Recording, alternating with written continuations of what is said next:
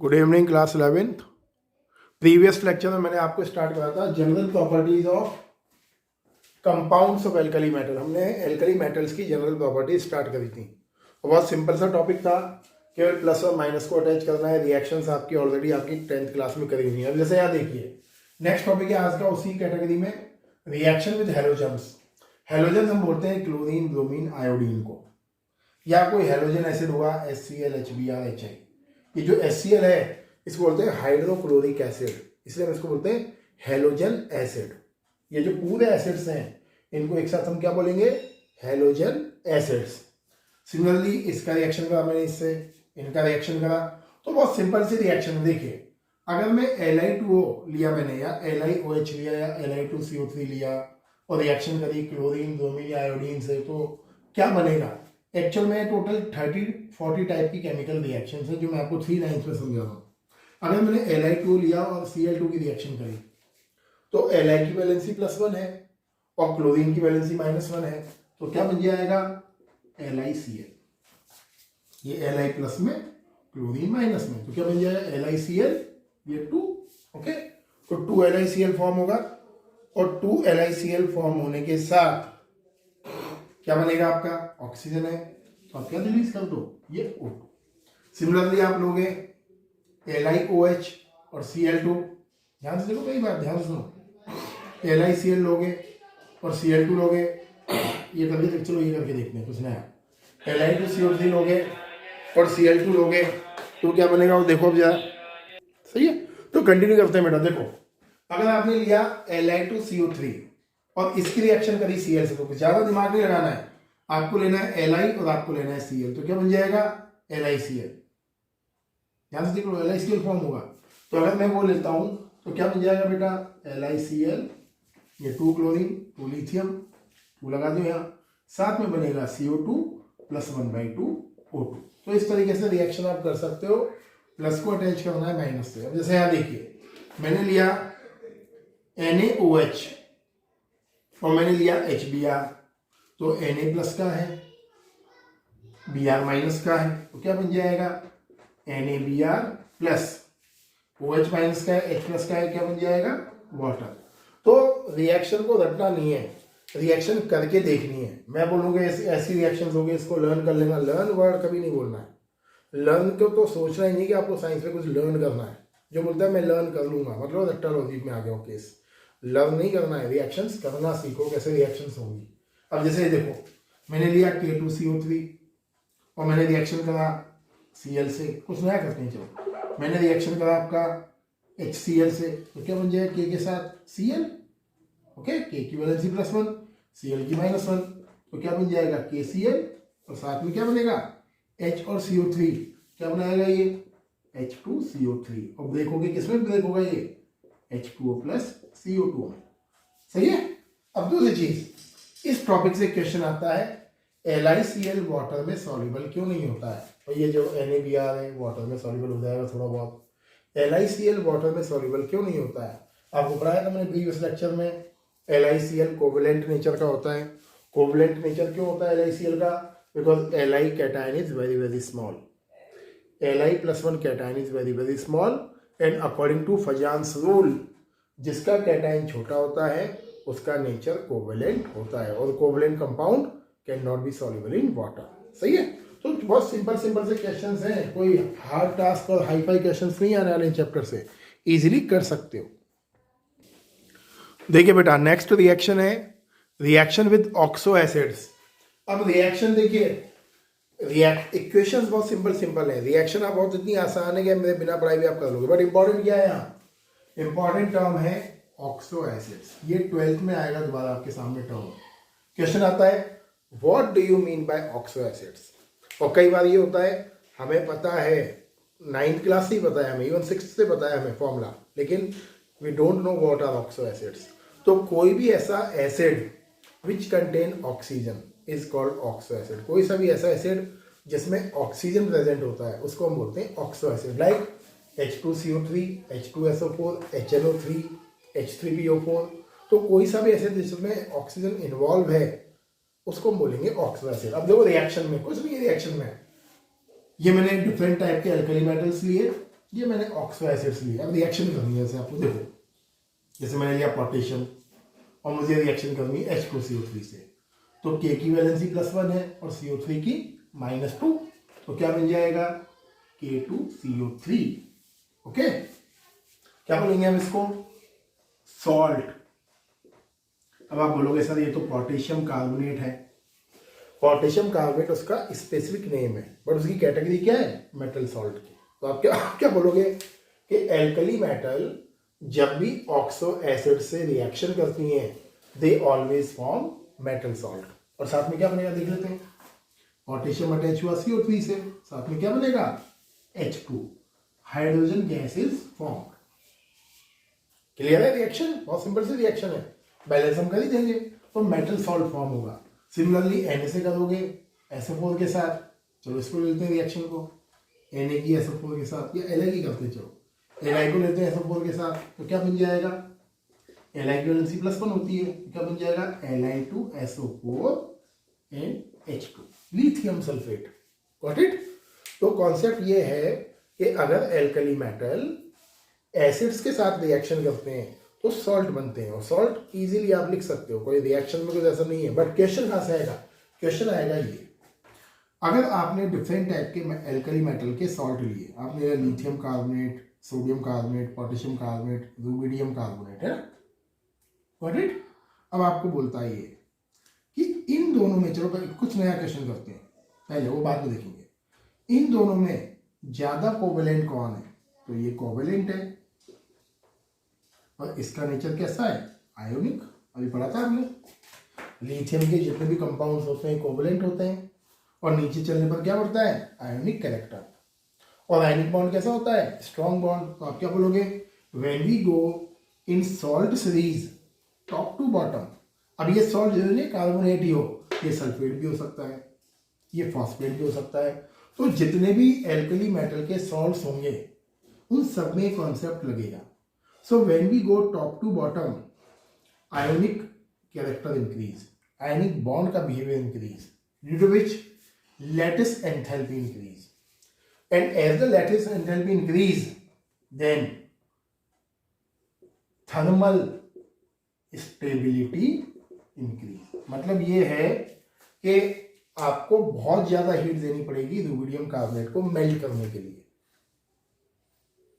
Simple word में बोलूं, अगर आपको Li2CO3 को मेल्ट करना है और इसको मेल्ट करना है रुबिडियम कार्बोनेट को, तो Li2CO3 तो इजीली मेल्ट हो जाएगा। क्यों इजीली मेल्ट हो जाएगा, बिकॉज उसका बिहेवियर कैसा है, कोवेलेंट है, और कोवेलेंट बिहेवियर होने की वजह से उसकी लैटिस एंथैल्पी कम है, तो इसलिए we provide small heat, the lithium carbonate will be broken down easily. But अगर आप रुबिडियम कार्बोनेट की बात करोगे तो इसमें आयनिक बॉन्ड है, और हमें सबको पता है ionic bond is strong bond, और इसलिए आपको ज्यादा अमाउंट ऑफ हीट देना पड़ेगा इसको ब्रेक करने के लिए। इसका मतलब क्या है, आपका rubidium carbonate thermally more stable है।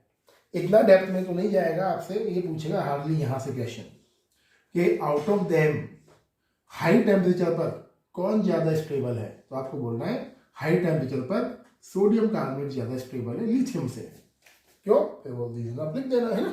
तो बड़े आगे, तो ये था आपका ग्रुप 1 एल्कली मेटल्स। अब हम बात करते हैं इसकी स्पेशल एलिमेंट की, लिथियम की। लिथियम की प्रॉपर्टीज इनसे और नीचे वाले एलिमेंट से अलग क्यों है, कैसे अलग है, और उसका इम्पैक्ट क्या है, ये सब डिटेल में पढ़ते हैं, है ना। देखिए बेटा, हमारा नेक्स्ट टॉपिक आता है एनामेलस प्रॉपर्टीज ऑफ लिथियम। अब ये एनामेलस प्रॉपर्टीज का क्या मतलब है, एनामेलस होता क्या है, वर्ड पहले तो ये समझ में आना चाहिए। एनामेलस का मतलब होता है एबनॉर्मल, डिफरेंट प्रॉपर्टीज, मतलब किसी एलिमेंट की जो एक्सेप्शनल प्रॉपर्टीज हैं, जो उसी ग्रुप के दूसरे एलिमेंट शो नहीं करते हैं, उन्हें हम बोलते हैं एनामेलस प्रॉपर्टी। जैसे आपने पढ़ा होगा क्लास 10th में, lithium, sodium, potassium, rubidium, cerium. अभी इसको मत देखना, बिल्कुल ध्यान दो, lithium, sodium, potassium, rubidium, cerium, इन सबकी वैलेंसी क्या होती है, इन सबकी वैलेंसी होती है +1। ये सबको पता है 10th के अकॉर्डिंग। अब इन सबकी वैलेंसी +1 होती है तो इन सबकी प्रॉपर्टीज भी सेम होनी चाहिए, ये 10th बोलती है। If the valency are same, valency is same, then property should be same. But properties क्या सेम होती हैं, केमिकल प्रॉपर्टीज। लेकिन कुछ chemical properties and physical properties ऐसी भी होती हैं जो इन सबकी एक जैसी या सेम नहीं होती हैं। जैसे लिथियम को लो आप, लिथियम की कुछ abnormal properties sodium, potassium, rubidium और सीजियम की प्रॉपर्टीज को रिसेंबल नहीं करती हैं। भाई वैलेंसी तो रिसेंबल करती है, +1 okay, but some of the properties of lithium not resemble with sodium, potassium, rubidium and caesium. तो क्यों नहीं करती हैं? ये क्यों इंपॉर्टेंट टॉपिक है, क्यों डाला हुआ है? ये आप 12th में पढ़ोगे पी ब्लॉक का 15, 16, 17, 18, वहां भी ये प्रॉब्लम आएगी। 15th में आप पढ़ोगे नाइट्रोजन, वहां क्वेश्चन आएगा नाइट्रोजन की प्रॉपर्टीज नीचे वालों से असेंबल क्यों नहीं करती हैं। फिर पढ़ोगे 16 में ऑक्सीजन, ऑक्सीजन की प्रॉपर्टीज सल्फर वल्फर नीचे वालों से असेंबल क्यों नहीं करती हैं। 17 में पढ़ोगे फ्लोरीन, फ्लोरीन की क्यों असेंबल नहीं करती हैं। तो उस चीज का बेस बनाने के लिए, उस चीज का आइडिया आप में इम्बाइब करने के लिए ये टॉपिक डाला है। तो ये सारा जो आपने पढ़ा ना भी चैप्टर में, वो इतना काम का नहीं था, ये काम का टॉपिक है। तो क्वेश्चन आ जाएगा कि लिथियम की और इन सबकी वैलेंसी सेम है, इसके बाद भी लिथियम की प्रॉपर्टीज इनके साथ कुछ प्रॉपर्टीज रिसेंबल क्यों नहीं करती हैं। तो रीजन नंबर 1, लिथियम का साइज बहुत छोटा है, atom of lithium is very very small. And second point, due to the very small size lithium form small cation and small cation always carry covalent behavior। पढ़ के आ रहे हो, ये तो पूछेगा ही पूछेगा 100% आपसे ये टॉपिक। ये लिथियम का कैटाइन छोटा होने की वजह से लिथियम के जो कंपाउंड्स होते हैं they are covalent in nature. Third point देखिए, they don't have vacant d orbital. Lithium के पास डी ऑर्बिटल नहीं होता है। डी ऑर्बिटल का यूज होता क्या है, आपने चैप्टर 4 में पढ़ा था सुपर ऑक्टेट मॉलिक्यूल, वहां पढ़ा था आपने PCl5, SF6। कुछ ऐसे मॉलिक्यूल होते हैं जो ऑक्टेट रूल को फॉलो नहीं करते हैं। और फॉलो क्यों नहीं करते हैं? Because these molecule are present vacant d orbital conditions. मतलब इन मॉलिक्यूल्स में क्या होता है, जो सेंट्रल एटम होता है उसके पास वैकेंट डी ऑर्बिटल होता है, इसलिए वो 4 से ज्यादा बॉन्ड नहीं बना सकते। मैं एग्जाम्पल करके दिखाता हूँ आपको, टाइम पास नहीं करते हैं। देखिए जैसे मैंने बोला PCl5, एक क्वेश्चन था हमारे पास PCl5 और मैंने बोला आपसे LiCl5, इसमें ये पॉसिबल है, ये पॉसिबल नहीं है। अब क्यों पॉसिबल नहीं है देखो ध्यान से। फॉस्फोरस एटॉमिक नंबर 15, तो लिख दोगे 1s2 2s2 2p6 3s2 3p3। अब देखो ध्यान से, शेल 1 शेल 2 और ये थर्ड शेल है आपका M। अगर इसके पास 3p होगा तो 3d भी होगा, बट 3d क्या होगा, वैकेंट होगा।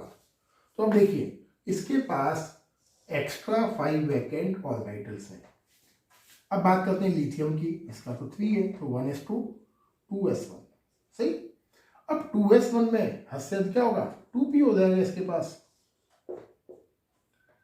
s में 1 इलेक्ट्रॉन है ना, क्लियर। तो यहां तो वैकेंट डी ऑर्बिटल है, अब यहां वैकेंट डी ऑर्बिटल है ही नहीं।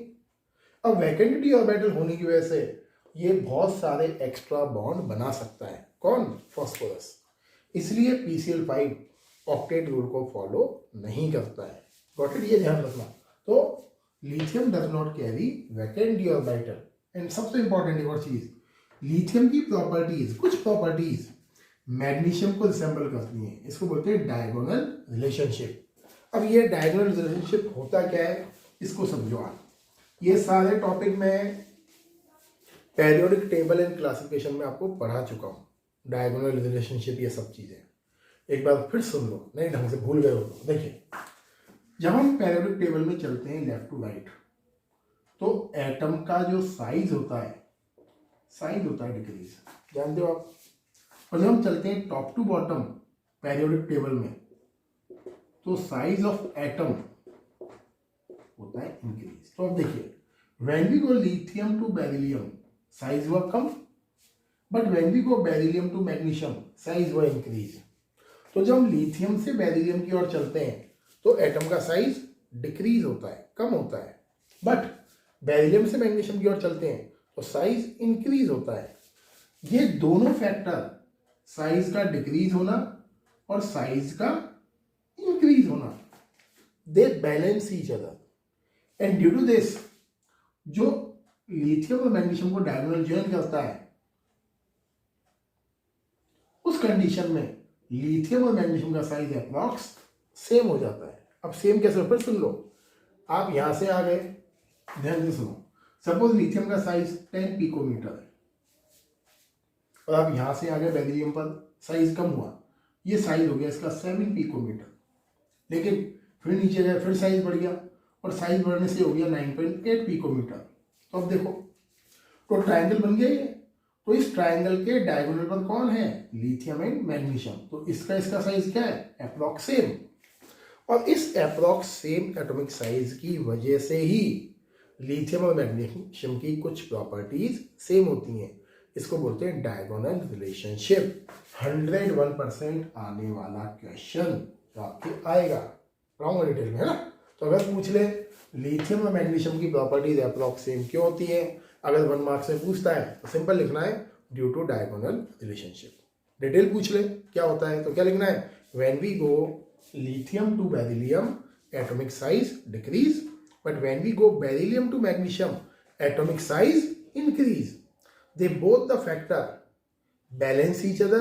That's why lithium and magnesium size is approx found same, and due to this reason lithium and magnesium show some chemical properties and physical properties similar. This is called diagonal relationship. सही बेटा, तो ये topic काम का है, इसको इसलिए मैं इसमें टाइम लिया आपको समझाने में कि ये इंपॉर्टेंट टॉपिक है। बढ़ते हैं आगे, है ना। देखिए बेटा, हम ओवरऑल कंक्लूजन पे आते हैं कि लिथियम और उसके दूसरे जो ग्रुप के मेंबर्स हैं, जैसे नीचे सोडियम है, पोटेशियम है, रूबिडियम है, सीजियम है, उन सब में डिफरेंस क्या है, मतलब लिथियम में ऐसा क्या स्पेशल है। मतलब बाकी सारी प्रॉपर्टीज तो सेम है, लेकिन लिथियम और दूसरे एल्कली मेटल्स में ऐसी कौन सी प्रॉपर्टीज है जो डिफरेंट है। तो फर्स्ट प्रॉपर्टी अगर सिंपल लिखना है आपको, तो पीछे पढ़ा के आ रहा हूँ, उससे काम चल जाएगा आपका, कि आपने कहा कि भाई मुझे 1 या 2 मार्क्स के लेवल का लिखना है, बट बिल्कुल एक्स्ट्रा ऑर्डिनरी लिखना है, फ्लॉलेस लिखना है, कि मतलब मजा आ जाए सामने वाले को, चेक करने वाला ये बोले कि यार ये तो गजब ही आया है बच्चा, मतलब पहली बार देखा मैंने इतना बढ़िया लिखता है।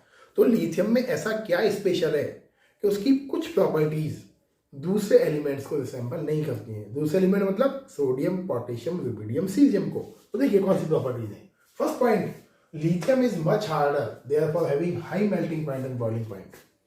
लिथियम का melting point and boiling point ज्यादा होता है। अभी बोलोगे सर अभी तो बोला था आपने कि Li2CO3 सॉफ्ट होता है, इसका मेल्टिंग पॉइंट और बॉइलिंग पॉइंट कम होता है, तो मैंने इसका बोला है कार्बोनेट का, मैं बात कर रहा हूँ मेटल की, इसकी बात नहीं कर रहा हूँ मैं, है ना।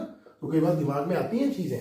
तो लिथियम का मेल्टिंग पॉइंट, बॉइलिंग पॉइंट बहुत ज्यादा हाई होता है। क्यों, लिथियम छोटा है और एटम छोटा होगा, तो atoms are closely packed, density ज्यादा होगी मेटल की, तो क्या होगा, atoms of lithium are closely packed because they are very very small, and due to which they have a strong force of attraction between them, so they are having high melting point or boiling point. Number 2, lithium is strongest reducing agent in all alkali metal. अगर हम जितने भी alkali metals देखें, चाहे आप देखो lithium, sodium, potassium, rubidium, caesium, इन सब में सबसे जल्दी इलेक्ट्रॉन देने वाला होता है लिथियम। अब आप बोलोगे सर टॉप से बॉटम चलने पर होता है, तो सीजियम को इलेक्ट्रॉन देना चाहिए, लेकिन हम बात कर रहे हैं इसकी एक्वस मीडियम में। जब आप लिथियम को एक्वस मीडियम में डालोगे, वाटर में डालोगे, तो लिथियम सबसे जल्दी इलेक्ट्रॉन देगा, और अगर बिल्कुल नॉर्मल कंडीशन में, ड्राई कंडीशंस में, तो आपका सीजियम जल्दी देगा। ये ध्यान रखना है। क्यों, क्योंकि लिथियम के लिए E0 की वैल्यू बहुत ज्यादा होती है नेगेटिव। और बताया भी था मैंने आपको पहले लेक्चर में ही था ये, कि लिथियम की इलेक्ट्रोड पोटेंशियल की वैल्यू ज्यादा नेगेटिव होने की वजह से लिथियम को जब आप केमिकल रिएक्शंस में डालते हो वाटर के मीडियम में, तो इजीली इलेक्ट्रॉन प्रोवाइड करता है। तो ये ध्यान रखना है, क्वेश्चन आ सकता है ये, और आ सकता है क्या, मेरे अकॉर्डिंग आपके एनसीईआरटी में भी है, why the lithium is strongest reducing agent. तो आपको आंसर क्या लिखना है, आपको लिखना है, ये आंसर भी लिखा हूं मैं, इसका आंसर है higher E0, higher negative E0 value, मतलब इसकी E0 की वैल्यू बहुत ज्यादा हाईली नेगेटिव होती है। कैसे प्रूव करोगे इलेक्ट्रॉन देगा जल्दी, अगर आप लिथियम को रखोगे ऑक्सीजन में तो Li2O बना लेगा क्योंकि वैलेंसी +1 है, और बहुत फास्ट होती है रिएक्शन ये, और बहुत फास्ट होने की वजह से तो वो होता है कि लिथियम जल्दी इलेक्ट्रॉन देता है।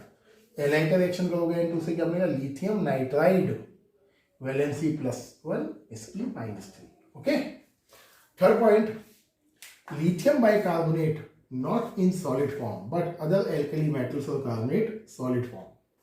तो आ गया पॉइंट, देख लो, लिथियम कार्बोनेट या बाइकार्बोनेट सॉलिड नहीं होता है। क्यों नहीं होता है, बिकॉज ये कोवेलेंट कंपाउंड है, और कोवेलेंट कंपाउंड का बॉन्ड कैसा होता है, वीक बॉन्ड होता है, और वीक बॉन्ड होने की वजह से they are having low melting point और बॉइलिंग पॉइंट। बट अदर जो एल्कली मेटल्स हैं like sodium carbonate, rubidium carbonate, caesium carbonate, potassium carbonate, ये हार्ड होते हैं। हार्ड क्यों होते हैं, because they are having ionic character, they are having ionic bond and due to which they are having high melting and boiling point.